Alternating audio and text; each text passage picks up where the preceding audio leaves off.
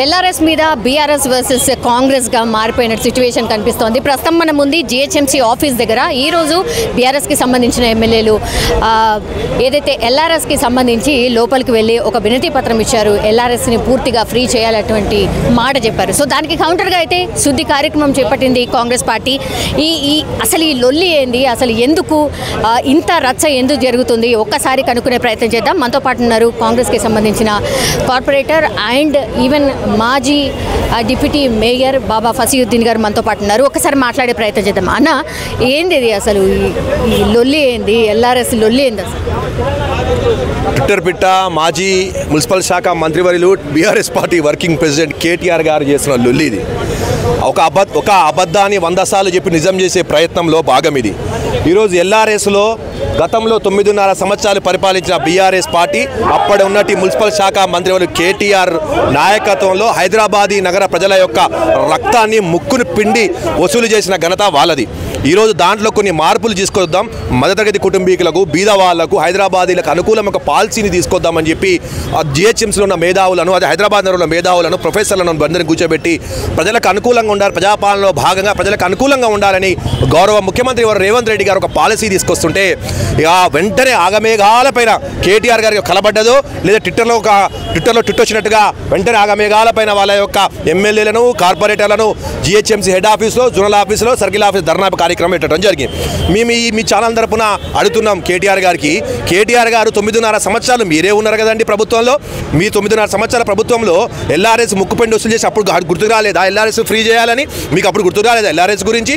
ఈరోజు 2.5-3 నెలలకే ప్రభుత్వం మారగానే అధికారం పోగానే అధికార దాహంతో అప్పుడప్పుడే రోడెక్కిర్రా. ఈరోజు కాంగ్రెస్ పార్టీ అంటే ప్రజాస్వామ్యకర పాలన కాబట్టి మీకు ధర్నా మాట్లాడే హక్కు ఇచ్చారు. కానీ ఒక ఇంత అబద్ధాల, ఇంత పచ్చిని అబద్ధాల ఈరోజు దయ్యాలు బేదాలు వెళ్ళించినట్టుగా మీరందరూ మాట్లాడి చాలా బాధాకరమైన విషయం. ఎందుకంటే రాక్షస ఆలోచనతో ఈరోజు హెడ్ ఆఫీస్ జిహెచ్ఎంసీకి వచ్చారు కాబట్టి మా మహిళా కార్పొరేటర్లము, మా మహిళా నాయకులు, అదేవిధంగా మా కార్పొరేటర్లు అందరం కూడా వచ్చి జిహెచ్ఎంసీని పాళ్లతో పసుపు నీళ్ళతో శుద్ధి చేసి, ఎందుకంటే రాక్షస ఆలోచనతో వచ్చారు కాబట్టి అన్ని శుద్ధి చేసి, అందుకే హైదరాబాద్ నగరం ప్రజలకు గుండెకాయ లాంటిది మన జిహెచ్ఎంసీ హెడ్ ఆఫీసు కాబట్టి శుద్ధి చేయడం జరిగింది. దీంట్లో మరొకసారి మీ యొక్క ఐడి న్యూస్ తర్వాత అడుగుతున్నది ఏంటంటే వెంటనే కేటీఆర్ గారు లాంటి స్టెంట్లు ఆపుకోండి. మీరు పిలుపునిస్తే 10 మంది కార్యకర్తలు వస్తలేరు, 10 మంది ఎమ్మెల్యేలు వస్తలేదు, పట్టని 10 కార్పొరేటర్లు వస్తలేరు. ఫస్ట్ వాళ్ళని దగ్గర చేసుకోండి, వాళ్ళే పారిపోతున్నారు. మీ యొక్క నియంత వ్యవస్థకు, మీ గడి రాజ్యానికి వాళ్ళందరూ పారిపోతున్నారు. వాళ్ళని పట్టుకోండి. ఫస్ట్ ప్రజాపాలన వైపు రేవంత్ రెడ్డి అన్న నాయకత్వం వైపు కేటీఆర్ గారు ప్రజలందరూ చూస్తున్నారు.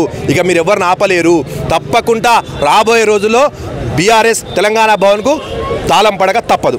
ఇప్పుడు BRS and RS Praveen Kumar BSP party ఇద్దరు కలిసి పోటీ చేయబోతున్నారు ఈ పార్లమెంట్ ఎలక్షన్స్లో అనేది మీరు కూడా నిన్న చూశారు. ఎట్లా చూస్తున్నారు ఈ పొత్తుని? ఇగోండి, ఆర్ఎస్ ప్రవీణ్ కుమార్ గారు గతంలో అధికారి ఉండే, ఐపీఎస్ అధికారి. సోషల్ వెల్ఫేర్ హాస్టల్స్ మరియు సోషల్ వెల్ఫేర్ యొక్క సంస్థకు అప్పుడు డెవలప్మెంట్ చేయడంలో ఆయన ఒక ముఖ్య అధికారిగా ఉండే. అదేవిధంగా ఆర్ఎస్ ప్రవీణ్ కుమార్ గారు మొన్న జనరల్ ఎలక్షన్లో అన్ని నియోజకవర్గాల్లో పోటీ చేశారు. అయితే నిజంగా చెప్పాలంటే ఆర్ఎస్ ప్రవీణ్ కుమార్ గారికి తెలంగాణ ప్రాంతంలో బహుజనులకు, దళితులకు ఒక మంచి ఇమేజ్ ఉండే. నిన్న ఎప్పుడైతే కేటీఆర్, కేసీఆర్ బీఆర్ఎస్ పార్టీతో కలిశారో ఆ ఇమేజ్ మొత్తం పడిపోతున్నది. ఎందుకంటే ఈరోజు వాళ్లకు నడవక, ప్రజలలో పోవటానికి ముఖం లేక, ప్రజల్లో పోవటానికి ఆ జెండా, గులాబీ జెండా మొత్తం నిలబడిగా అయిపోయింది. కాబట్టి ఆర్ఎస్ ప్రవీణ్ కుమార్ గారినో, బీఎస్పీనో, వాళ్ళని వీళ్ళను బతిలాడుకొని అలయన్స్ అంటున్నారు. ఎవరు ఏది వచ్చినా కూడా తెలంగాణలో 14 నుంచి 15 ఎంపీ సీట్లు తప్పకుండా కాంగ్రెస్ పార్టీ రేవంత్ అన్న గారి నాయకత్వంలో గులాబీ జెండాను తెలంగాణలో కాలగర్భంలో తొక్కేస్తాం. రాబోయే రోజులో 3 రంగుల జెండా రేవంత్ అన్న నాయకత్వంలో తప్పకుండా యావత్ తెలంగాణలో 14 నుంచి 16 సీట్లు గెలవబోతున్నాం. కాంగ్రెస్ పార్టీ ఈరోజు కేటీఆర్ మీద ఒక ట్వీట్ చేసింది. ఎందుకు ఇట్లా మాట్లాడుతున్నావు? కొంచెం ఘాటుగానే ఆ ట్వీట్లో కనిపించింది. కేటీఆర్ గారిని జాతకాలు చెప్పుకో ఇట్లా ఏదో సంథింగ్ రాసినట్టు అనిపించింది. ఎందుకు అంత కసి? 3 నెలలు కూడా కాలే అమ్మ అధికారం పోయి వాళ్ళది ఒక 9.5 సంవత్సరాలలో నియంత వ్యవస్థ. 9.5 సంవత్సరాలలో ప్రజలకు అందుబాటులో లేకుండా, నాయకులకు అందుబాటులో లేకుండా, సొంత మంత్రులకి అందుబాటులో లేకుండా నియంత వ్యవస్థ నడిచింది ఆ నలుగురులో.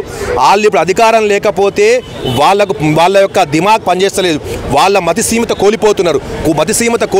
కాబట్టి ఏం మాట్లాడుతున్నారు, ఏం చెప్తున్నారు, ఏ కార్యక్రమం తీసుకుంటున్నారో వాళ్ళకు అర్థమైతే లేదు.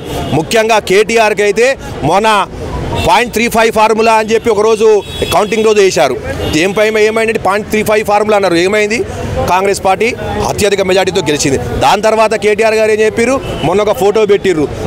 తర్వాత ప్రతి ఓటమి తర్వాత గెలుపుంటుంది. ప్రతి ఓటమి తర్వాత గెలుపుంటుంది. కానీ మీ ఓటమి మొత్తం కాలగర్భంలో కలిసిపోబోతుంది. బీఆర్ఎస్ పార్టీ కాలగర్భంలో కలిసిపోబోతున్నది.